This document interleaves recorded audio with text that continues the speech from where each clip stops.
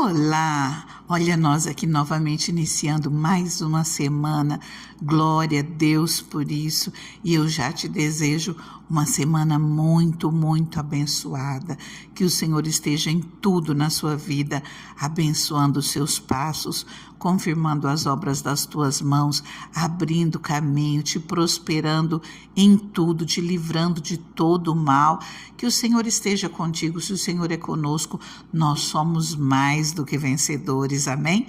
E hoje eu quero falar um pouquinho, lembrar você daquela história daquele homem que foi engolido por um peixe. Você lembra disso? Jonas, que possivelmente foi engolido por uma baleia, um grande peixe. Nós olhamos para essa história e nós nos espantamos. Como é possível, né? Você sabia que atualmente pelo menos duas pessoas foram confirmadas que foram engolidas por baleia jubarte e depois foram cuspidas? Um chileno, um americano, um em 2021, outro em 2025. Se você olhar na internet, você acha num instantinho falando sobre isso. Um pescador, o outro caiaquista, e os dois sobreviveram a essa experiência assustadora, por sinal. Mas esses relatos, eles vêm confirmar a história de Jonas, vêm confirmar aquilo que a Bíblia já nos diz. Eu quero falar um pouquinho, mas eu não vou falar da história de Jonas em si, eu vou ler um pouquinho o final dela. O capítulo 4, mas só para situar, vai que alguém não se lembra ou não conhece, Jonas, ele foi enviado por Deus para ir até a grande cidade de Nínive e falar a eles, pregar contra aquela cidade e dizer que a maldade deles havia chegado à presença do Senhor. E Jonas, ele não quer ir, ele se nega e ele foge. Ao invés de pegar um navio para Nínive, ele pega um navio para Tarsis. Porém, vem uma grande tempestade e começa a açoitar aquele navio a ponto deles correrem riscos de vida. Eles começam a clamar e quando descobrem que Jonas estava fugindo do propósito do Senhor, eles jogam Jonas ao mar. Ali ele é engolido por uma baleia e passa 3 dias e 3 noites. Ali ele se arrepende, ele se achega ao Senhor e o Senhor dá ordem para aquele peixe para que vomite Jonas em terra firme. O Senhor novamente dá ordem a Jonas para ir até a grande cidade de Nínive e pregar contra ela. Jonas vai, ele prega para todo aquele povo, ele passa de uma ponta a outra da cidade falando que Nínive seria destruída devido à maldade delas. E os ninivitas creram em Deus. Eles proclamaram jejum, todos eles do menor ao maior. Eles se vestiram de pano de saco, até mesmo o rei de Nínive. Juntos eles jejuaram e clamaram ao Senhor. E o Senhor não os destruiu como havia prometido, porque eles abandonaram os seus maus caminhos. Agora nós entramos em Jonas, capítulo 4. Jonas, porém, ficou profundamente descontente com isso e enfureceu-se. Ele orou ao Senhor. Senhor, não foi isso que eu disse quando ainda estava em casa? Foi por isso que me apressei em fugir para Tarsis. Eu sabia que tu és Deus misericordioso e compassivo, muito paciente, cheio de amor e que prometes castigar, mas depois te arrependes. Agora, Senhor, tira a minha vida, eu imploro, porque para mim é melhor morrer do que viver. O Senhor lhe respondeu: você tem alguma razão para essa fúria? Queridos, Jonas se sentiu humilhado porque ele pregou que Nínive seria destruída. Mas o povo se arrependeu de seus maus caminhos. Eles buscaram a misericórdia do Senhor e eles encontraram a misericórdia de Deus. Versículo 5. Jonas saiu e sentou-se num lugar a leste da cidade. Ali construiu para si um abrigo. Sentou-se à sua sombra e esperou para ver o que aconteceria com a cidade. Então o Senhor Deus fez crescer uma planta sobre Jonas, para dar sombra à sua cabeça e livrá-lo do calor, o que deu grande alegria a Jonas. Mas na madrugada do dia seguinte, Deus mandou uma lagarta atacar a planta e ela secou-se. Ao nascer do sol, Deus trouxe um vento oriental muito quente e o sol bateu na cabeça de Jonas ao ponto dele quase desmaiar. Com isso, ele desejou morrer e disse: "Para mim, seria melhor morrer do que viver." Mas Deus disse a Jonas: "Você tem alguma razão para estar tão furioso por causa da planta?" Respondeu ele: "Sim, tenho, e estou furioso ao ponto de querer morrer." Mas o Senhor lhe disse: "Você tem pena dessa planta, embora não a tenha podado, nem a tenha feito crescer. Ela nasceu numa noite e numa noite morreu. Contudo, Nínive tem mais de 120.000 pessoas que não sabem nem distinguir a mão direita da esquerda, além de muitos rebanhos.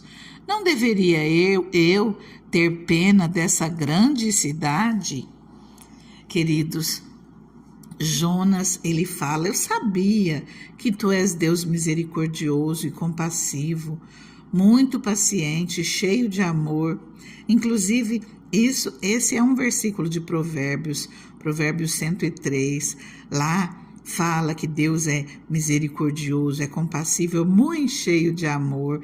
Ele perdoa, ele se arrepende daquilo que vai fazer conosco, ele nos perdoa, porque ele é cheio de bondade.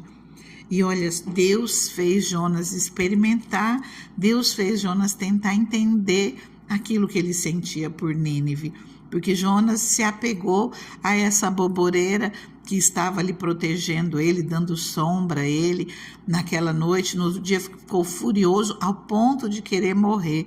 Queridos, existem tantas situações que às vezes nós nos entristecemos. Quantas pessoas desejam tirar a vida, às vezes pede até mesmo que Deus os leve. Nós temos que clamar ao Senhor para limpar o nosso coração, para limpar as nossas tristezas, para colocar paz nos nossos corações.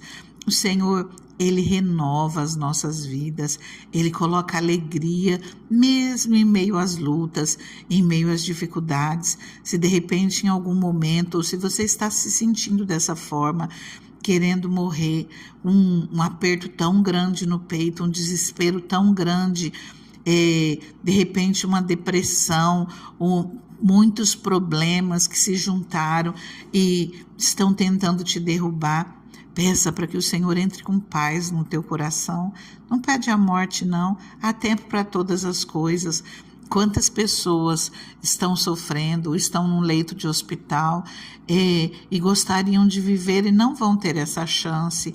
Você que tem vida, peça para que o Senhor entre com paz no teu coração, que Ele venha te encher de alegria, porque o Espírito Santo, Ele trabalha dessa maneira.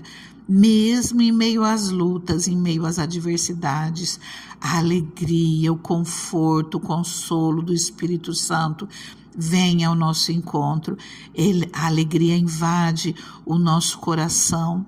A paz do Senhor que ultrapassa todo o nosso entendimento, porque é paz, de repente, em meio ao caos, em meio às dificuldades. Mas o Senhor vem, coloca alegria, coloca paz, nos faz raciocinar direito e vai nos mostrando o caminho que nós devemos seguir, nos dá o escape, nos dá o livramento, muda a nossa história, abençoa as nossas vidas. Daqui uns dias, quando você vê, você vai estar só louvando e glorificando o nome do Senhor. Não tenha medo. Peça para que o Senhor venha de encontro à tua vida, porque essa palavra, ela vem mostrando o amor do Senhor para cada um de nós. Quando a gente conserta os caminhos, é isso que nós devemos fazer, buscar corrigir os nossos caminhos, os nossos maus caminhos, aquilo que não agrada ao Senhor, que nós venhamos pedir que o Espírito Santo nos mostre, se nós não estivermos enxergando, ele mostra.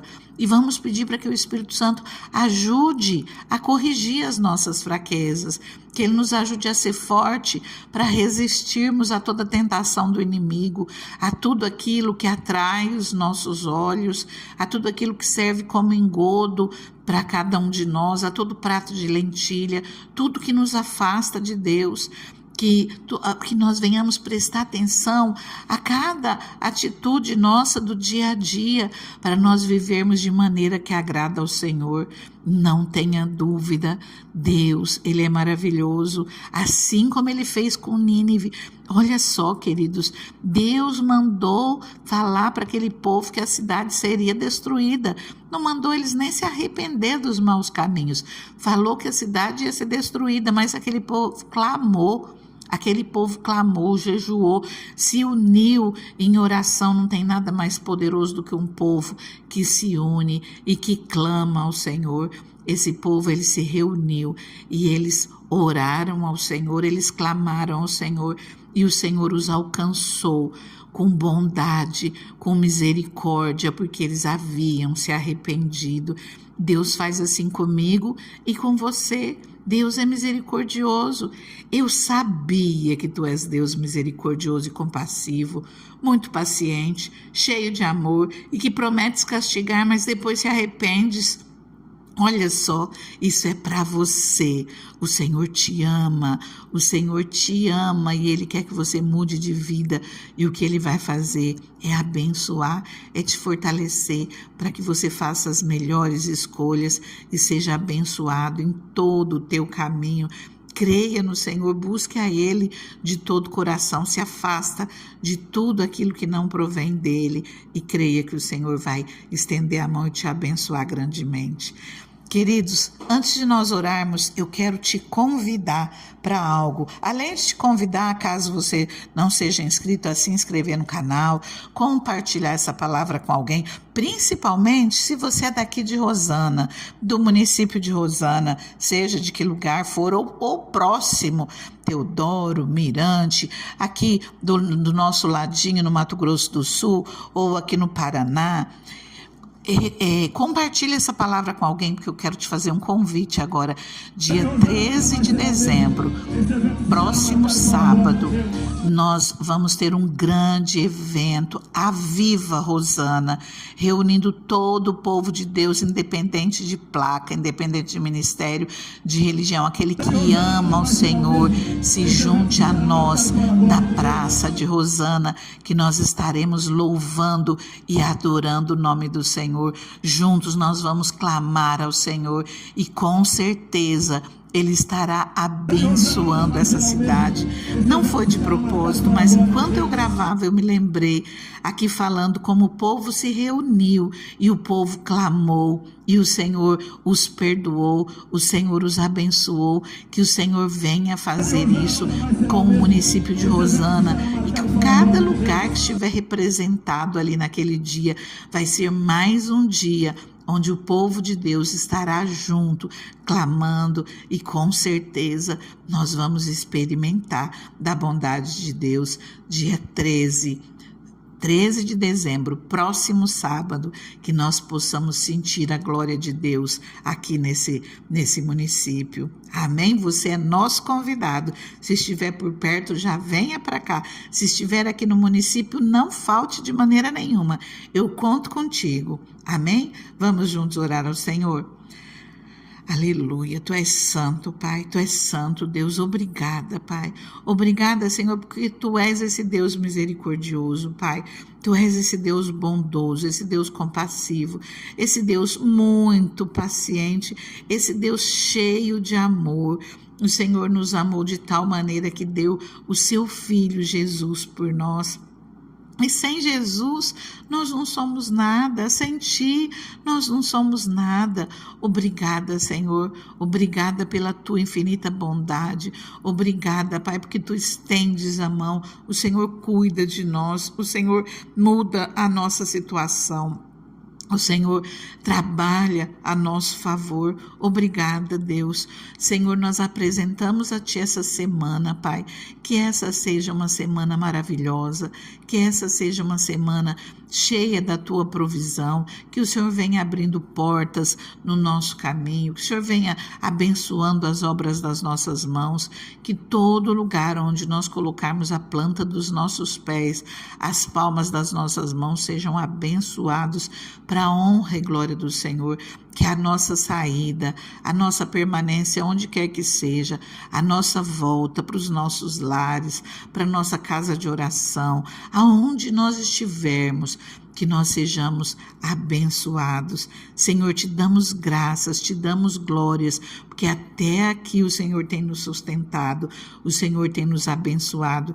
Nós cremos que grandes coisas o Senhor ainda fará. Senhor, abençoa esse evento do dia 13 e que nós possamos estar juntos, louvando e glorificando o Teu nome, te adorando. Aviva, Rosanas, aviva esse canto do país, esses cantos, Mato Grosso do Sul, Estado de São Paulo, Paraná. Aviva, Senhor, aonde essa palavra estiver sendo ouvida, que o Senhor esteja conosco em todo o tempo. Eu oro, Senhor, por essa vida e eu creio, Senhor, na Tua bondade com cada um de nós. Amém?